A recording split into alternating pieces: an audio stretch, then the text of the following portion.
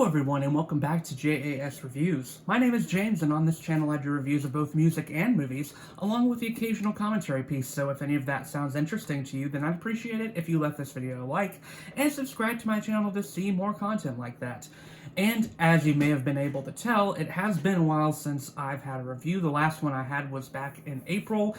It has been very busy lately with me finding a new place to move into and the end of school with my teaching job, so I have been very busy lately, but I'm glad to be back, and I feel like I'm at a place where I'm going to be able to more consistently do reviews, and today I am going to be doing a music review, this time for the band Sleep Token with their newest album, Take Me Back to Eden. Now, I'll be honest, I have been familiar of Sleep Token's presence in the metal genre industry in the past, but I have not really ever checked them out until this year, when their song Chokehold came out, and I heard that one, so I'm not familiar with the band's backing discography at all, but I do know that they are fairly popular, and they're very beloved by their fan base, with many of them saying that they are doing some pretty new and interesting stuff in the metal genre with combining R&B and trap elements into some traditional metalcore leanings. I think another big appeal behind the band,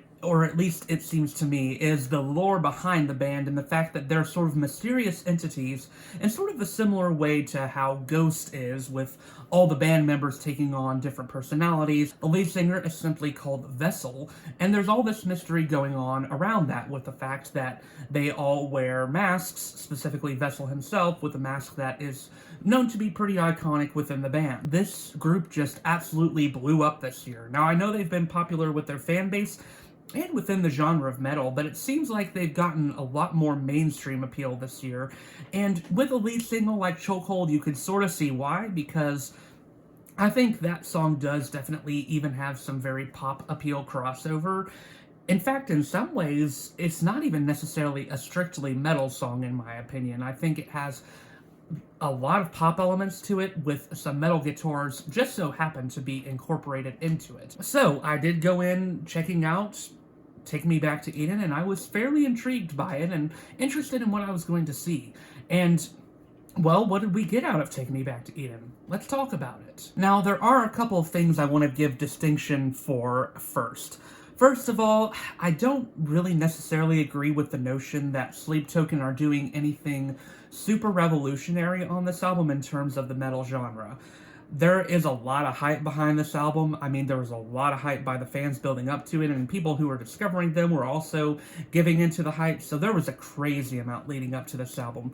But I'll be honest, when I first heard Chokehold, it didn't necessarily blow me away by any means. I did like the song a lot, and it has grown on me, as you'll discover when I talk about the album, but I didn't necessarily see this song as doing anything particularly game-changing for the metal genre. But make no mistake, that doesn't mean I dislike this album. In fact, quite the opposite. I really enjoy this album. And I don't really agree with a lot of the critics who are really panning this album either. Although, I will say, when I get into my critiques of it, I will say that I can see where the critics are coming from in some ways. I just don't feel the same amount of negativity as they do. So, let's go ahead and talk about the good aspects of this album first. First of all, I do think this album is pretty well produced. I think it sounds really immaculate, and it sounds really just mysterious and atmospheric, which definitely works with Sleep Token's vibe. Now, some people are going to say that this album is all aesthetics and nothing else, but I don't necessarily agree. I think the lyrics do have more meat to dig into once you really look into them, and I think there's a lot of interesting ideas talked about on this album. Now, like I mentioned earlier, Chokehold was not necessarily a single that grabbed me, and I always knew I was going to check out this album, but I did temper my expectations because I didn't love Chokehold. But when I delve into the album, suddenly Chokehold really clicked for me. I think it's actually a really good opening track for the album and brings you into the vibe pretty comfortably. It is definitely one of the most accessible on the album, and I think it is also one of the ones that does the best combination of the metal, pop, and R&B grooves that this album is going for. It's definitely a sort of cliched relationship anthem when you look into the lyrics, but I do think the band is having fun with it at the same time, and I think Vessel's voice is really interesting on this song. This album is melodramatic to sometimes an extreme on this release, but I tend to like it. I tend to like how theatrical it is and how over the top it can get in certain points, and Chokehold is certainly an example of that. But really, what made me buy into this album on my first listen was The Summoning, which was the second single for the album, and this one works a lot better and is definitely one of the strongest of the album, and may even honestly be my favorite, because this one brings the intensity with a breakdown that's pretty cool and industrial sounding. It honestly feels like the breakdown, at least, what Architects was trying to do on their album from last year, but done several times better. And the song just has this really menacing vibe to it, and you're really feeling a foreboding sense as the song continues. And I sort of like the progression it goes through. Aqua Regia definitely leans on the more poppy side of this album, and really, when you look into this album, it's not super intense when you really peel back the layers. Now, like I said before, some people are going to like that, some people are going to hate that, which is why this album has been so controversial. I remember seeing early reviews, which were from the fans, of course, being very praiseworthy of this album, but as more people listened to it, I saw it becoming more and more controversial. And this is the most all over the place I've seen a metal album rated in quite some time, so you can see that people have their very distinct opinions. But Aqua Regia is definitely one of the more poppy songs on the album, but I think it's a good example of accessibility done right. Vore is another huge highlight for me, and this was a single, and you can sort of see why. This one is super ambitious in my opinion, and in this one, Vessel's screams are just incredibly intense and crushing, and it works very well for what it's trying to do. This song probably does the best out of any track on the album in really shifting this balance between super intense moments and super soft and beautiful ones. I would also debate that this song has the catchiest chorus on the album. In an album where there unfortunately aren't too many catchy choruses, this one really steals the show in terms of having a super catchy chorus that's a lot of fun, and it might be my favorite on the album for that reason. Are You Really Okay is a song that I think could go underrated, but is a very haunting one, and one of the more restrained cuts on the album, and for that reason it does end up being one of my favorites, because it doesn't do too much crazy stuff and instead leans into the lyrical message a lot more. And I think this one is pretty powerful in reaching out to a person who is self-harming and clearly going through a lot of mental health struggles and begging them to not hurt themselves anymore. Rain is a track that takes a more traditional rock route, and I really like it for that reason, and it's another one that has maybe a more catchy chorus to it in my opinion, and this one has one of the more simple song structures on the album as well, where it's not doing too many crazy progressions, but I really like it for that reason. And you'll see that as sort of a commonality for a lot of my favorite songs on this Sleep Token album. It's actually the ones that keep things more back to the basics in some ways, rather than the ones that are trying to do a whole bunch in a longer runtime. Although I will say that that is not the case for the title track, which is very impressive and a pretty ambitious track that has a very epic scale to it. Now, let's talk about the negatives of this album, because I do not think that this album is a masterpiece or is perfectly constructed, and I think that a lot of people are building this album up to be more than it really is. I hate to say that entirely negatively, because for the people who like the band and really love this album, I can understand why from a certain perspective. I think there's a lot of good things going on in this album. I think it has a lot of ambitions, and I think for the most part it reaches those ambitions pretty well. But on the other side of things, I will admit that on repeated listens to this album, some of the aesthetics of it did wear down on me, and it made me sort of understand some of the criticisms that a lot of critics were giving it. A lot of critics seem to draw down to that this album isn't really a metal album at all. It is a pop album that so happens to have metal elements incorporated in it.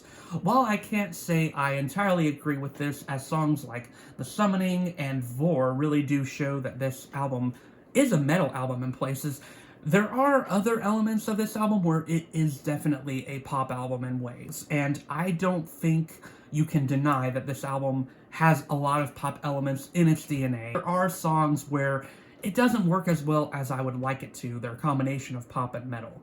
For an example, on the song Granite, I didn't like this song the first time I heard it, but I feel like as I've listened to repeated listens of this album, it really halts the album in its tracks after its first two opening songs that are pretty impressive. I think this one just puts on the brakes, and this song doesn't do anything super interesting for me, and the lyrics don't really grab my attention at all. And Vessel's vocals feel like they're being too over the top for the subject matter that this song is going for. I would also say this is the case for Ascensionism, which is a song that is definitely too long at 7 minutes. This one is trying to be a little bit of everything, and I don't think it really works with what it's trying to do. And it does highlight one of the problems of this album, which is that there aren't really that many catchy moments that make you want to return to many songs.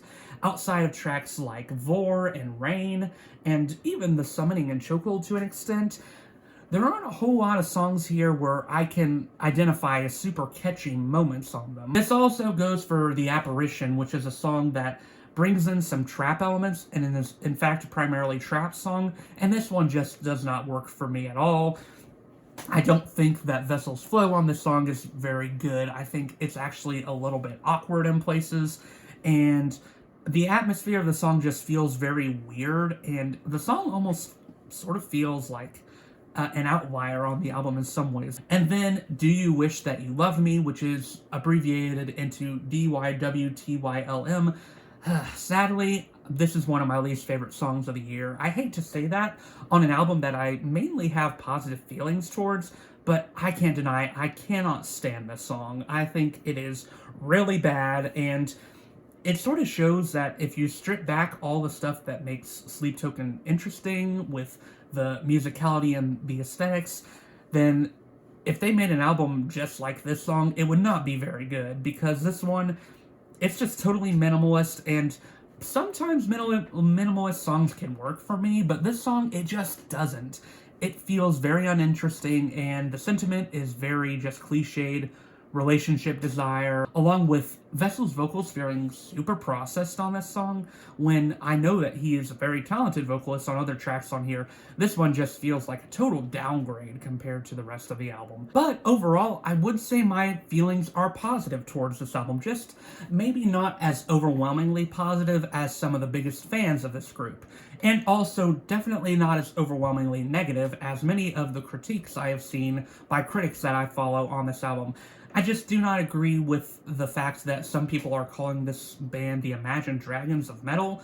I think that's a very silly comparison to make, especially when their lyricism is far more intriguing than Imagine Dragons, and they definitely have a lot more cool stuff going on in the music department.